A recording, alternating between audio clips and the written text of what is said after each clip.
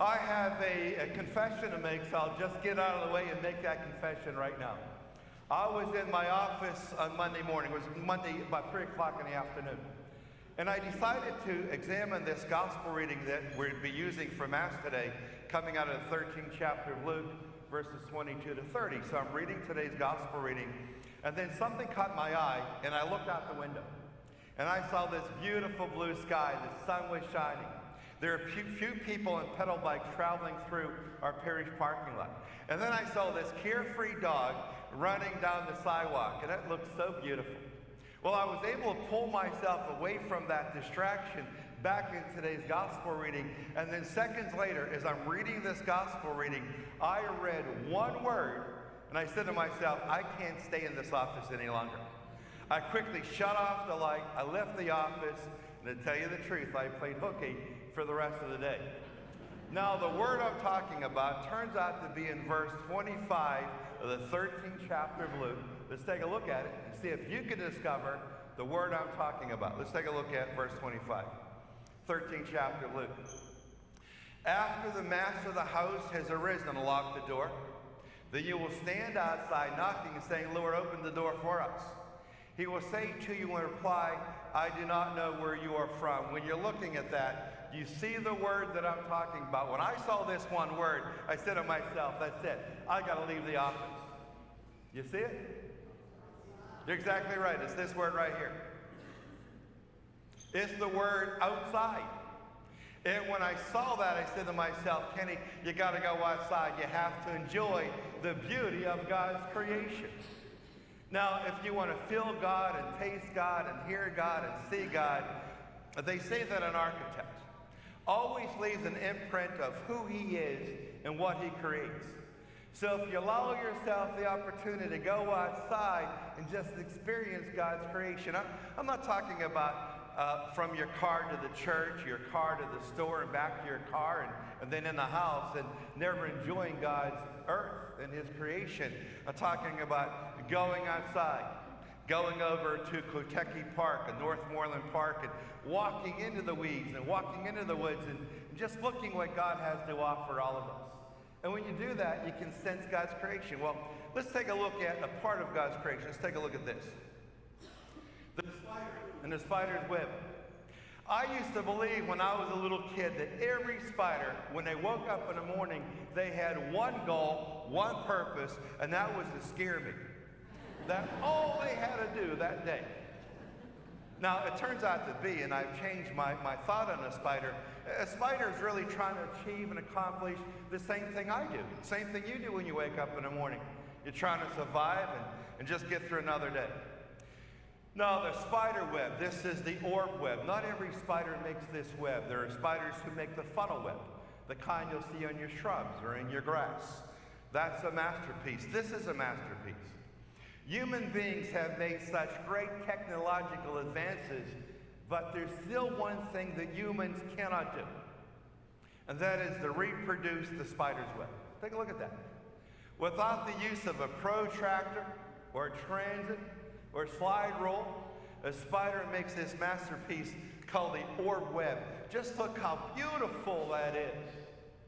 And if you're outside and you're just walking around, you see one of those orb webs, before you decide to get a stick and try to break it or tear it apart, just look at how beautiful it is.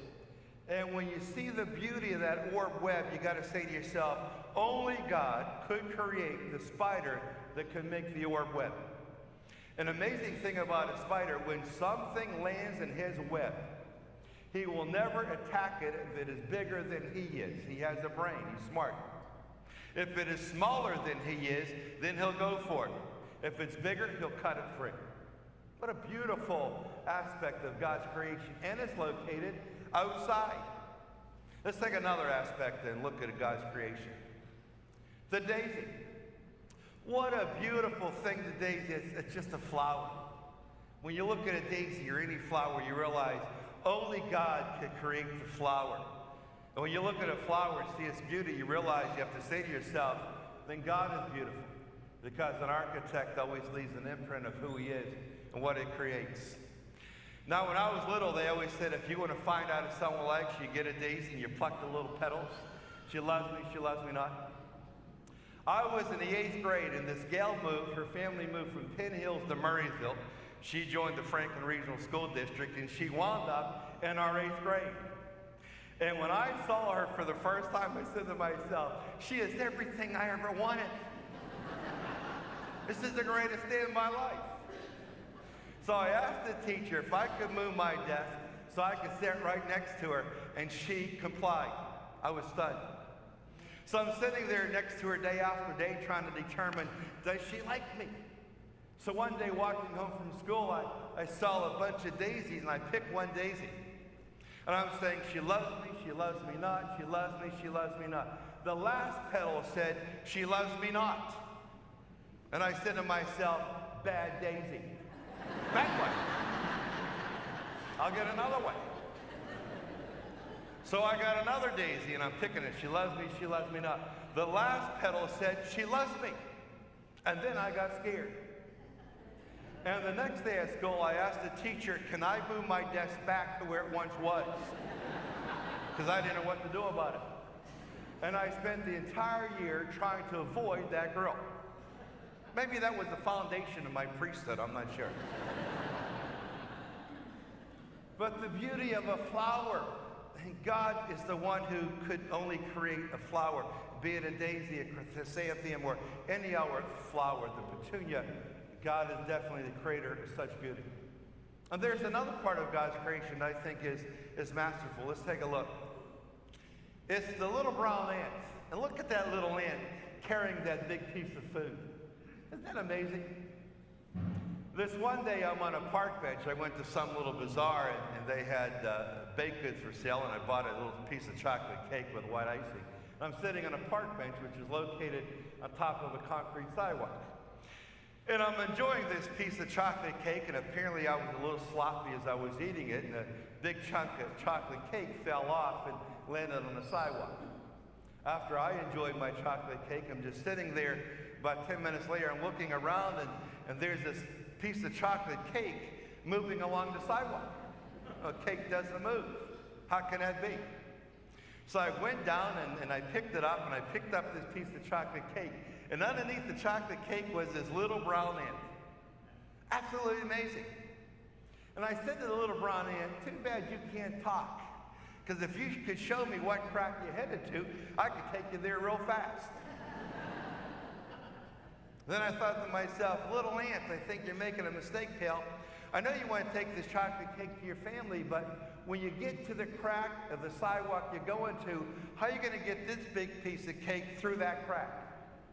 Now, then when I went home that day, I went online to learn about little brown ants. You see them all the time out on the sidewalk. And a little brown ant can carry 100 times its own weight with ease. Isn't that amazing? They can carry 100 times their own weight. Well, most human beings can't even carry their own weight. Most of us can't carry half of our weight. But think about it. If we were like an ant, if we could carry 100 times our own weight, that would mean what? That would mean the next time your car runs out of gas, you simply pick it up and walk it to the gas station. I got my truck over my shoulders. I'm headed to get some gas. You know, it's the beauty of God's creation. When I'm examining on Monday the gospel reading, trying to figure out what I'm going to talk about today, and I saw that word outside, and I said to myself, on a beautiful day, I cannot stay inside. I had to get out there and enjoy what God created, and it is for me and for you, and it's free, and it's probably one of the most exhilarating, exciting things you're ever going to see. If you just allow yourself the opportunity to go outside, and not run through the outside, but just walk into the woods or to the edge of the woods. Just look what's there. Every little insect is busy raising their family, trying to survive, trying to build a home, trying to maintain their home. They're doing exactly what it is that we do on a regular basis. It's incredible to see it. When you watch a tree or see a flower, it's beautiful. I think that's the message for all of us. Summer's going by pretty fast, God's creation is always beautiful in the fall, the winter. But in the winter, the activity of the brown ants isn't as much. In the winter, the beauty of the flower is wilted, so you can't see it. In the winter, things are kind of dead. But here in the summer, things are lush and green and beautiful. And before kids start to school, and the local students start on Wednesday here in Burrell, and others start next Monday. But before school starts and summer ends, allow yourself the opportunity to go outside and to enjoy that which is free, God's creation. If you want to feel God and hear God and see God and taste God, it's said that an architect always leaves an imprint of who he is and that which he creates. God is the creator of everything that we see outside in this world. And if you want to see God and taste God and hear God and feel God, all you have to do is go outside and you'll see what God looks like, feels like, and tastes like.